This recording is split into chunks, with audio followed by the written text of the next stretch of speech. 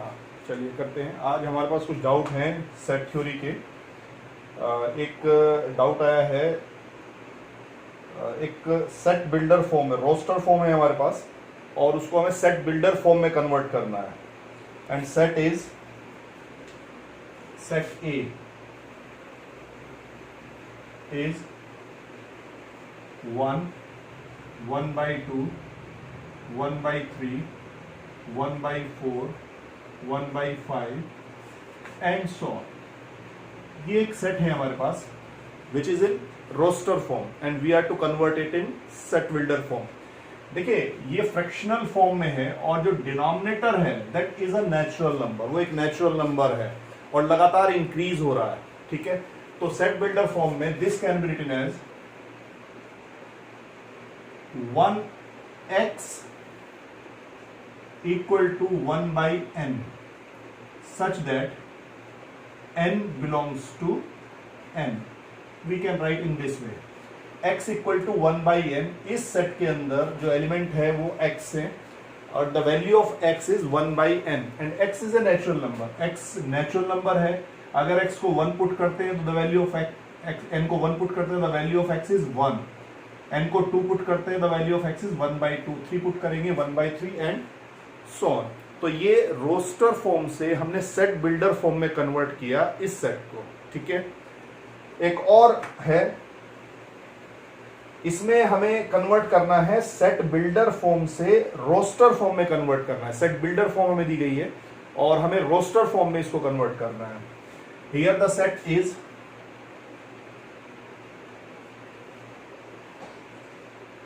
ए set है suppose and this is x such that x equal to 1/2n minus 1। यह है x equal to 1/2n minus 1 और साथ में बोला है कि जो x है that n lies between 1 to 5, n lies between 1 to 5। The value of n is greater than equal to 1 but less than equal to 5 and generally represents a natural number। तो n की value 1 से 5 तक है। अगर हम यहाँ n की value 1 से 5 तक सब्स्टिट्यूट करें, x को n को 1 पुट करें तो दिस विल बिकम 1, तो x की वैल्यू हो जाएगी 1, तो फर्स्ट एलिमेंट इज 1। n को 2 पुट करेंगे दिस विल बिकम 1/3, तो 1/3। 3 पुट करेंगे दिस विल बिकम 1/5। 4 पुट करेंगे 1/7 and last the value of n is 5, तो दिस विल बिकम 1/9। ये है हमारे पास, this is set builder form and this is roster form. इसको हमने कन्वर्ट कर दिया रोस्टर फॉर्म में। तो दो सम थे जिनको हमें, एक में रोस्टर फॉर्म से सेट बिल्डर फॉर्म में कन्वर्ट करना था और एक हमें करना था सेट बिल्डर फॉर्म से रोस्टर फॉर्म में ना। एक और सम है,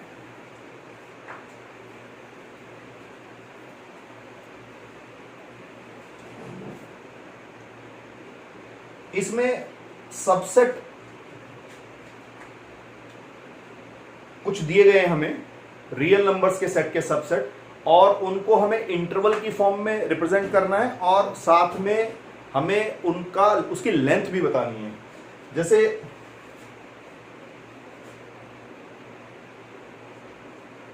फर्स्ट एक लें x such that x belongs to R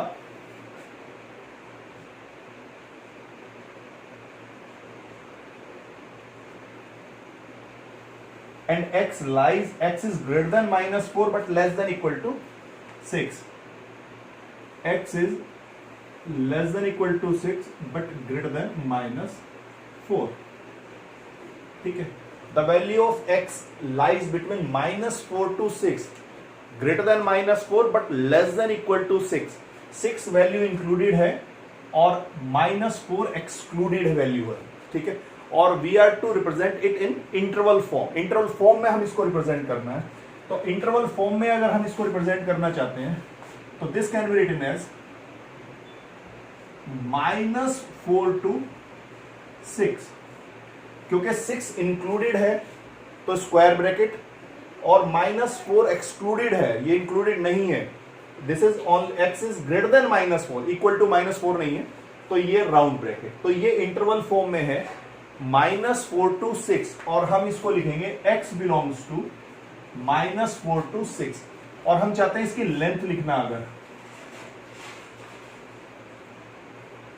length is final value minus initial value, interval की जो राइट एक्सट्रीम वैल्यू है माइनस जो लेफ्ट एक्सट्रीम वैल्यू है, तो length will become 6 minus -4, the length is actually 10, the length is actually 10। Okay, now और देखें,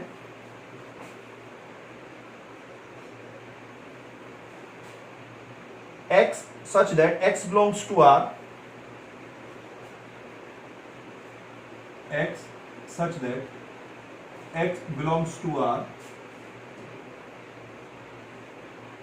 and x lies between -12 to -10। इस particular example में जो x की वैल्यू में -12 और -10 दोनों एक्सक्लूडेड हैं, ठीक है, तो ओपन इंटरवल है, this is open interval and this can be written as x belongs to -12 to -12, ये ओपन इंटरवल में, ये एक्सट्रीम वैल्यूज इंक्लूडेड नहीं है हमारी, ठीक है, तो that is why it is written by round bracket. Now length is -10 minus of -12, this is 2, the length is 2, ठीक है। Next is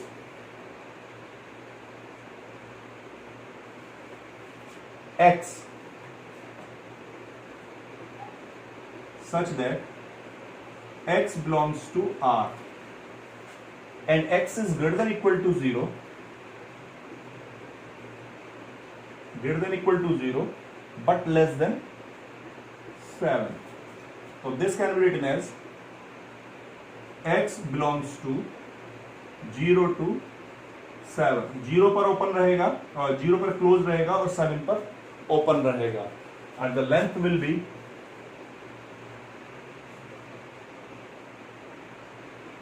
7 minus 0 equal to 7. This will be the length. One more.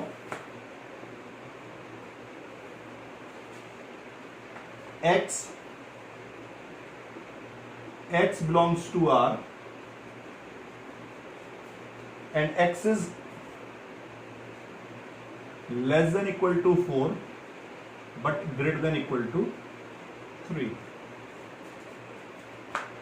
is equal to x belongs to 3 to 4 and the length is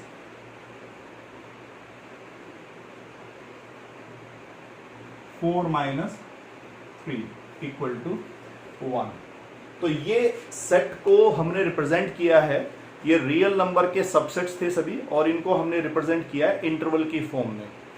interval में अगर value included है, equal to भी है, तो square bracket, close bracket हम इसको बोलते हैं, और अगर वैल्यू इंक्लूडेड नहीं है तो ओपन ब्रैकेट या राउंड ब्रैकेट हम इसको बोलते हैं, ठीक है। ये है नाउ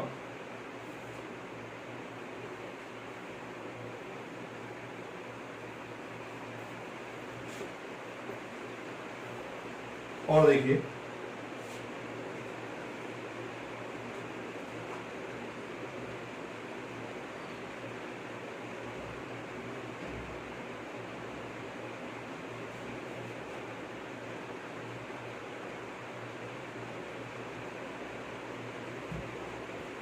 एक है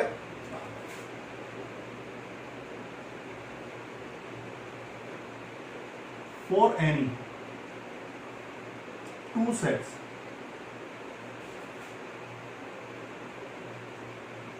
A and B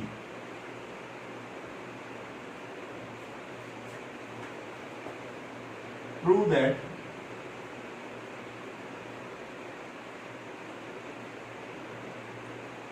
PA equal to PB implies A equal to B. P equal to PB implies A equal to B. If power set of A equal to power set of B, then A equal to B. We are to prove that. ठीक है? If we are to prove A equal to B, then it is sufficient to prove A is a subset of B and B is a subset of A. अगर हम prove कर लें कि A is a subset of B and B is a subset of A. A is a subset of B means all the elements of set A are in set B, and B is a subset of A means all elements of set B are in set A. So it means set A and set B have same elements, तो A equal to B होगा. तो अगर हम इनको prove करना चाहते हैं कि ये दोनों सेट इक्वल है, तो हम A को B का सबसेट और B को A का सबसेट शो करेंगे. ठीक है? Now let X belongs to A and X be a subset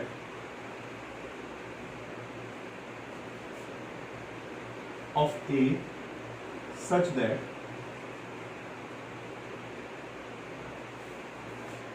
X belongs to X. ठीक है? हमने पहले एज्यूम किया कि small x is an element of A और कोई सबसेट है सेट A का, जो स्मॉल x है ये उसको भी बिलोंग करता है. ठीक है? ये उसको भी बिलोंग करता है. ठीक. Now x is a subset of A. X is a subset of A. It means x belongs to PA. It means x belongs to PA. ठीक है? And PA equal to PB. PA is the power set of A. Power set means set of all subsets of A is called the power set. So x is a subset of A. It means x belongs to A, belongs to PA. This is an element of PA. And PA equal to PB. It means x belongs to PB. Since PA equal to PB,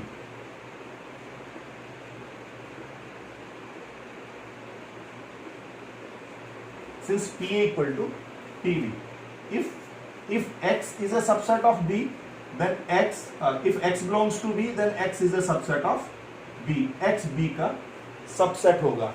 और अगर x B का subset है तो all the elements of set X are in set B. And small x here, small x is the element of set X, then it will belong to set B. X belongs to set B. Thus, और हमने starting में लिया था कि small x is the element of A. Thus, x belongs to A implies x belongs to B.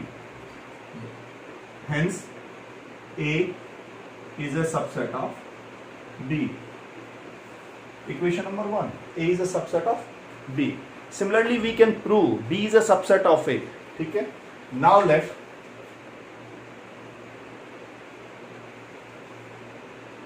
let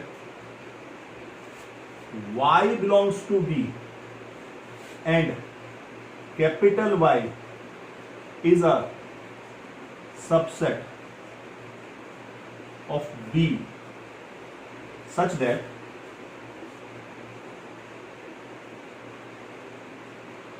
Y belongs to capital Y. ठीक है?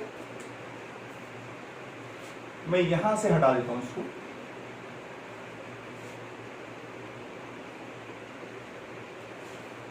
ठीक है? Such that Y belongs to Y. Now, देखिए Y is a subset of B. It means Y is an element of PB. If Y is a subset of B, so this will belong to PB. And Y belongs to PA. Since PB equal to PA, since PB equal to PA. ठीक है? Y अगर PA को belong करता है, it means Y is a subset of A. Y is a subset of A. It means all the elements of set Y are in set A, and small y belongs to capital Y. So it means small y belongs to A. ठीक, thus, और हमने y क्या लिया था? Y is an element of B. Thus y belongs to B implies y belongs to A. Hence B is a subset of A. ये है number 2. A is a subset of B and now B is a subset of A from 1 and 2. A equal to B. यही हमें prove करना था. ठीक है, अगर दो सेट आपस में इक्वल हैं तो वो दोनों एक दूसरे के सबसेट होंगे. A is a subset of B and B is a subset of A, then A equal to B. ठीक है, now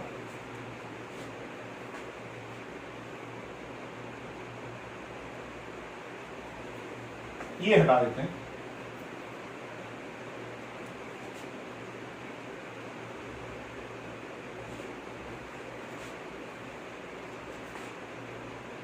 One more doubt is,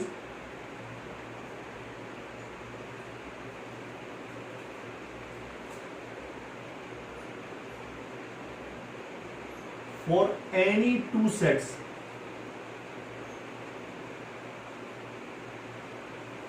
A and B, prove that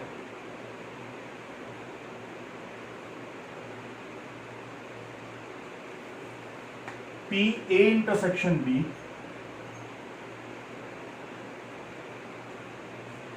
equal to P A intersection P B.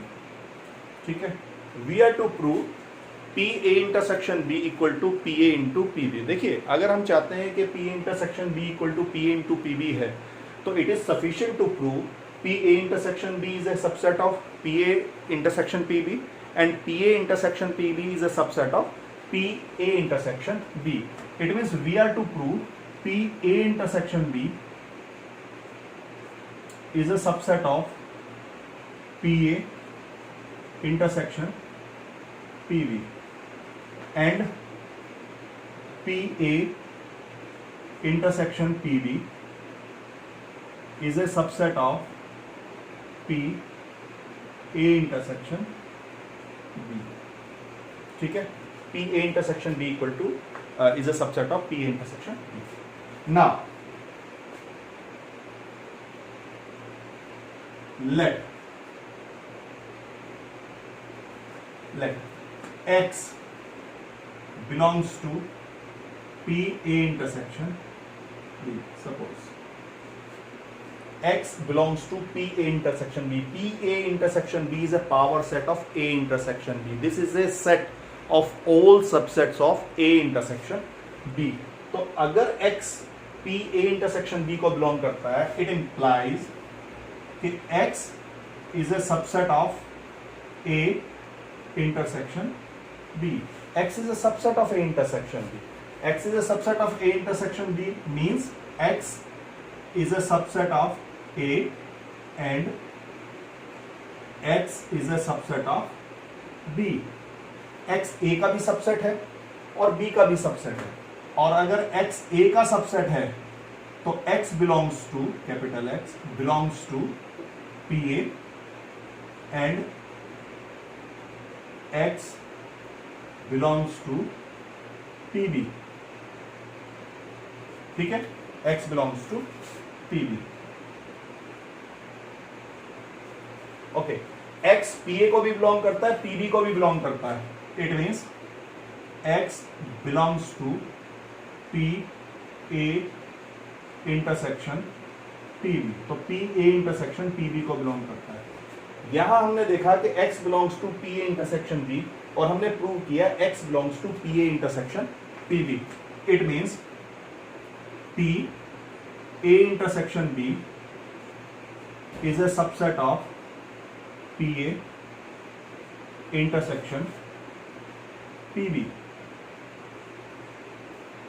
This is equation number 1. ठीक है, हमने पहले prove किया कि PA intersection B is a subset of PA intersection PB. Now we will prove PA intersection PB is a subset of PA intersection B. Now late